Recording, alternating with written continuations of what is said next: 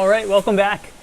Thank you so much, everybody, for the positive feedback on the first drift video. It means a lot to me to have some of that positive feedback. It was a ton of fun going to the event, and I had a lot of fun putting the video together. So if you haven't checked it out, take a peek at the first drift event video. You get to see this thing in action. You get to hear the V8 bald eagles screaming away. As for what we're up to now, it's now been a week since that event, and I want to address a couple things that happened there. Namely, one, the exhaust on both sides started to come a little bit loose. That's the piece where I welded up the downpipe to meet these Corvette exhaust manifolds. So that started coming loose, causing a little bit of popping. So definitely want to take a look at that, maybe pull these manifolds off, get that tightened up properly, and then obviously most importantly, get a look at that transmission. If you remember, the shifter came disconnected from the transmission. So I don't know if it's going to be from underneath or in the car, but I definitely want to see if I can get that reconnected. So stay tuned and let's get started.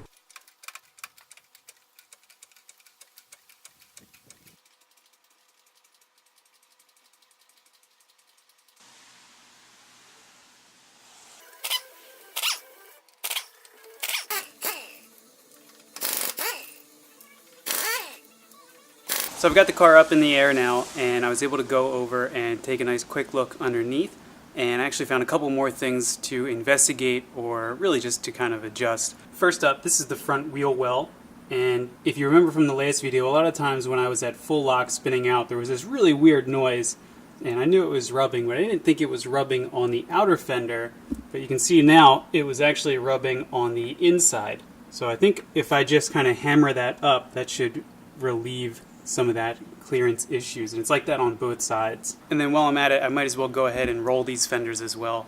I've got a fender roller. What I'm worried about, these fenders aren't exactly bolted up perfectly, so I hope that they're on there sturdy enough for me to be able to get a good roll. Up next, as we move to the passenger rear of the car, everything sort of looks okay here, except there's this nice little puddle here, and I'm guessing that that's brake fluid. So somewhere in here, there is a leak. I don't see anything obvious, so it's probably going to take me a minute to dive in and explore that. However, this is the wheel that was on there, and clearly it was leaking and just collecting all kinds of gunk, because the inside of this wheel is disgusting. And then last but not least, as much as I'm a fan of Martin and RS Enthalpy, and as helpful as they were, this guy's got to go.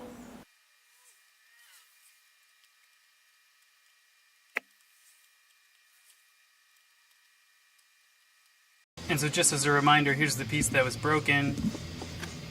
The shifter needs to connect to that little dude right there, but obviously it has fallen out. So I am going to try and get it back in now. And so the approach I think I'm going to take is try and heat up that arm a little bit, open it up a little bit more so that I can get the U-joint back in, and then I'll go ahead and close it back up and secure it even better.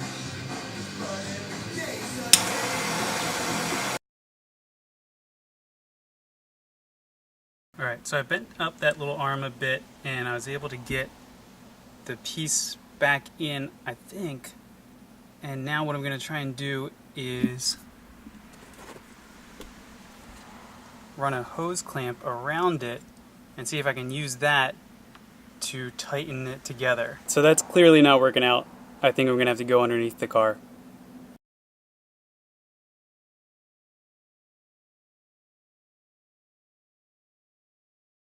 Wow, that escalated quickly, but the good news is this happens again. Ooh. And may have resulted in me taking most of the car apart. But as always, there's a little bit of good news. As I was taking everything apart, I found that 2 of the drive shaft bolts were coming loose. So I'm going to go ahead and redo the way that I've got that hardware set up, put a lock washer on there, and make sure that those stay extra tight. So I think that is probably going to be it for today. I've spent pretty much the entire afternoon pulling that apart and getting the shifter fixed. Up next, we'll go ahead and get the exhaust sorted out and just put this thing back together. It's not really going anywhere fast, as the ECU is back at the tuner to get the tach modified for a 4-cylinder signal. I think that about does it. Thank you so much for watching, and I will see you next time.